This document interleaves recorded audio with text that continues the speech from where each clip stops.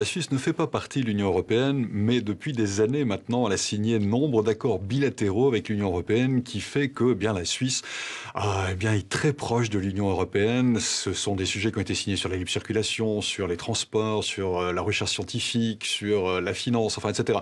Ce qui fait que les règles sont communes. Mais il n'y a pas un accord cadre qui chapeaute tout cela. Et aujourd'hui, eh bien, les accords bilatéraux ne sont plus ou ne seront plus valables ou tout à fait à jour dans les années à venir. Et l'Union européenne ne souhaite pas les renégocier tout le temps.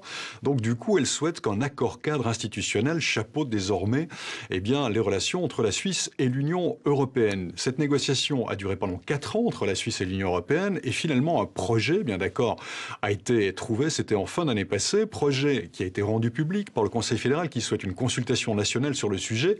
Et on s'est vite rendu compte qu'il y avait un ou deux points sur lesquels la Suisse allait achoper, notamment les mesures d'accompagnement des travailleurs détachés.